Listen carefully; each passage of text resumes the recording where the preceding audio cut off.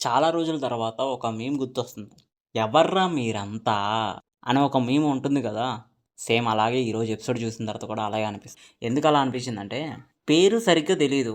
గొడవ ఎందుకు జరుగుతుందో తెలీదు. ఆర్గ్యుమెంట్ ఎందుకు జరుగుతుందో తెలీదు. జస్ట్ పేరు వినబడింది. నేను వాయిస్ రైజ్ చేస్తా. అలా అనిపించింది బర్నీ క్యారెక్టర్ ఈరోజు. ఎందుకంటే బర్నీ గారు తన పేరు ఎందుకు ఎవడన్నాడు, అసలు ఏంటి, ఎందుకన్నాడు అసలు ఏం తెలుసుకోకుండా ఆర్గ్యుమెంట్ పెట్టేసుకో, హై అయిపో, పెంచుకో, టీఆర్పీ వచ్చేస్తుంది. ఏంటిది? ఇంకా సంజన తన ఓట్ ఎవరికేసిందో ముందు చెప్పింది. తర్వాత మళ్ళీ తను మార్చుకుంటుంది. ఓకే, తను చెప్పింది బిగ్ బాస్. సంజన ఏం చేస్తే తనుజ అదే చేస్తుందా?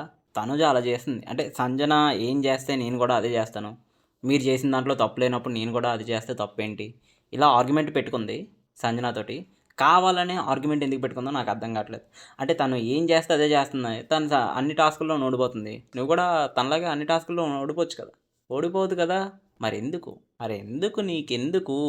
తగ్గించుకుంటే హై, బట్ తగ్గించుకోకపోతే లో.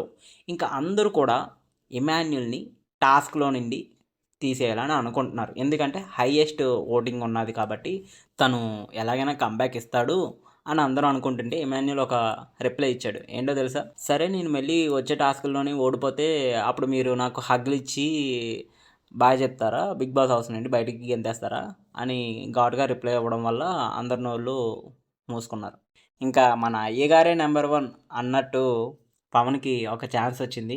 నువ్వు ఎవరిని గేమ్లో నుండి తప్పిద్దాం అనుకుంటున్నావు అని బిగ్ బాస్ పవన్ అడగగా పవన్ ఏం చెప్పాడు అంటే, నేను సంజనాని గేమ్ నుండి తప్పిద్దాము అని అనుకుంటున్నాను అని చెప్పాడు.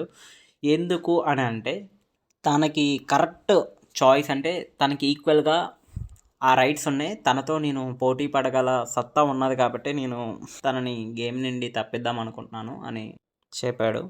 అండ్ దానివల్ల సంజన కూడా ఈరోజు ఎలా తయారైందంటే, ఫస్ట్ పవన్కి గేమ్ నుండి తప్పిద్దాం అనుకుని చెప్పి తర్వాత మళ్ళీ ఏమనుకున్నారో తెలియదు కానీ ఇమాన్యుల్ పేరు చెప్పింది. నా ఓట్ని అంటే నేను ఇమాన్యుల్ తప్పిద్దాం అనుకుంటున్నాను అని చెప్పింది.